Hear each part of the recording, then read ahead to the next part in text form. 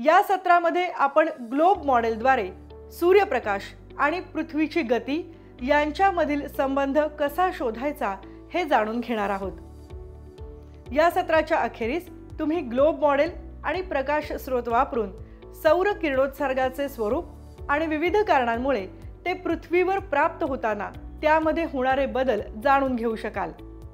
पृथ्वी आणि सूर्याच्या ग्रहांची गती तसेच सौर ऊर्जेची उपयुक्तता कमाल स्वरूपात वाढवण्यासाठी त्याचे परिणाम समजावून सांगू शकाल आणि दिलेल्या स्थानाचे अक्षांश आणि रेखांश यांचा परिचय करून घेऊ शकाल।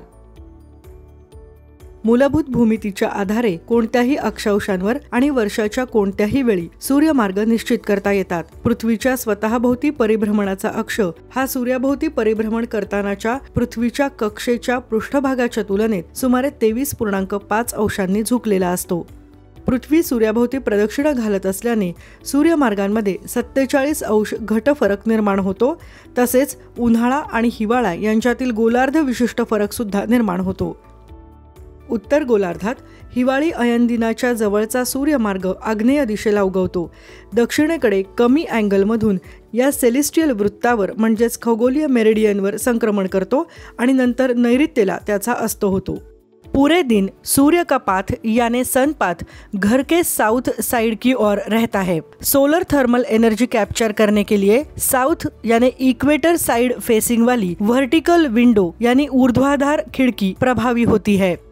तुलना करने के लिए हम देखते हैं कि साउथ हेमिस्फीयर यानी दक्षिणी गोलार्ध में विंटर सोलिस्टिक के निकट सन पाथ यानी सूर्यपात नॉर्थ ईस्ट में उगता है। नॉर्थ में एक लो एंगल तक बढ़ता है और फिर नॉर्थ वेस्ट में उसका अस्त होता है। डे लाइट अवधि यानी ड्यूरेशन आर्कटिक सर्कल के नॉर्थ और अंटार्कटिक सर्कल के साउथ में साल में कम से कम एक दिन ऐसा होगा जब विंटर सोलास्टिक के दौरान सूर्य 24 घंटों के लिए हॉरिजॉन यानी क्षितिज से ऊपर नहीं होगा और कम से कम एक दिन ऐसा होगा जब समर सोलेस्टिक के दौरान सूर्य 24 घंटों के लिए हॉरिजॉन यानी क्षितिज से ऊपर नहीं होगा। पृथ्वी सूर्याभोवती फिरत असल्याने आणि स्वतःच्या अक्षाभोवती फिरत असल्याने सौर किरणोत्सर्गाच्या घटनांचा अँगल सतत बदलतो। पृथ्वीच्या अक्षाच्या 23.5 अंश कलांमुळेही दाखवल्याप्रमाणे प्रभाव पडतो। पृथ्वी ही फ्लॅट डिस्क नाही, ती आकाराने जवळजवळ गोलाकार आहे आणि तिच्या गुरुत्वाकर्षण बलामुळे वातावरण कवचाप्रमाणे बांधून ठेवते। त्यामुळे पृष्ठभागाची वक्रता आणि वातावरणाची प्रभावी जाडी यांचा पृष्ठभागावरील एखाद्या बिंदूवरील सौर किरणोत्सर्गाच्या तीव्रतेवर म्हणजे इंटेन्सिटीवर प्रभाव पडतो। त्यानुसार भौगोलिक स्थानानुसार इन्स्टॉलेशन अँगल ऋतूनुसार बदलला जातो। चला उदय आणि दिशा म्हणजेच सेट आणि डायरेक्शन इन्स्टॉल करण्याविषयी जाणून घेऊयात।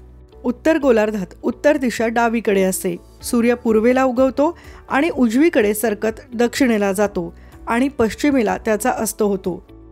उन्हाळ्यात उत्तरेकडे आणि हिवाळ्यात दक्षिणेकडे सूर्योदय आणि सूर्यास्ताची दोन्ही स्थाने बदलतात। तर दक्षिण गोलार्धात दक्षिण डावीकडे असते। सूर्य पूर्वेला उगवतो, डावीकडे सरकत उत्तरेकडे जातो आणि पश्चिमेला त्याचा अस्त होतो। उन्हाळ्यात दक्षिणेकडे आणि हिवाळ्यात उत्तरेकडे सूर्योदय आणि सूर्यास्ताची दोन्ही स्थाने बदलतात।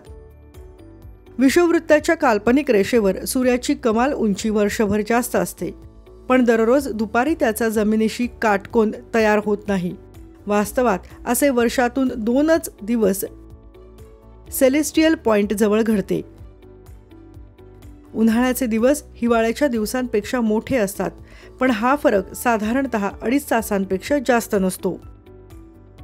सूर्याचा ॲझिमॅथ अँगल म्हणजे घड्याळाच्या दिशेने उत्तरेकडील अँगल अशी व्याख्या केली जाते।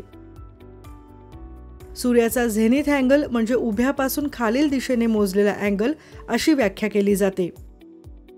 तेजस्वी प्रकाशाच्या इन्क्लिनेशन अँगल आणि त्याचा पृथ्वीवरील निरनिराळ्या ठिकाणांच्या अक्षांश आणि रेखांशांशी त्यांचा संबंध। भौगोलिक स्थानानुसार विषुववृत्ताच्या जितके जवळ असेल तितकी अधिक संभाव्य सौर ऊर्जा उपलब्ध होईल. पृथ्वी दरवर्षी जानेवारी महिन्याच्या सुरुवातीला सूर्याच्या सर्वात जवळच्या बिंदूवर जाते. 6 महिन्यांनंतर 4 जुलैला ती सूर्यापासून सर्वात दूरवरील अंतरावर पोहोचते. या निरनिराळ्या अंतरांमुळे पृथ्वीवर थेट पडणारे सौर किरणोत्सर्ग हे 4 जुलैला जितके असतात त्याच्या 7% जास्त जानेवारीमध्ये असतात. पृथ्वी आणि सूर्य यांच्यातील या भिन्न अंतराच्या पृथ्वीवरील ऋतूंच्या तापमानावर थोडासाच परिणाम होतो. तुम्हाला किती समजले आहे त्याची टेस्ट घेण्याची वेळ आली आहे. तुम्हाला मेणबत्ती किंवा विद्युत बल्ब किंवा टॉर्च आणि फिरणारे ग्लोब मॉडेल याची गरज भासेल. सूर्याच्या पृथ्वीच्या मार्गाचे चित्रांच्या सादरीकरणासह दिलेल्या आकृतींचा अभ्यास करणे आणि तुम्हाला काय समजले आहे त्याची नोंद करणे हा तुमचा टास्क आहे.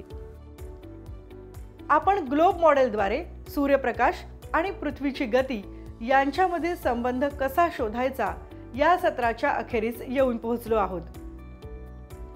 आतापर्यंत तुम्ही ग्लोब मॉडेल आणि प्रकाशाचे सोर्सेस वापरून सौर किरणोत्सर्गाचे स्वरूप आणि विविध कारणांमुळे ते पृथ्वीवर प्राप्त होताना त्यामध्ये होणारे बदल जाणून घेण्यास, पृथ्वी आणि सूर्याच्या ग्रहांची गती तसेच सौर ऊर्जेची उपयुक्तता जास्तीत जास्त वाढवण्यासाठी त्याचे परिणाम समजावून सांगण्यास आणि दिलेल्या स्थानाचे अक्षांश आणि रेखांश यांचा परिचय करून घेण्यास सक्षम झाला असाल.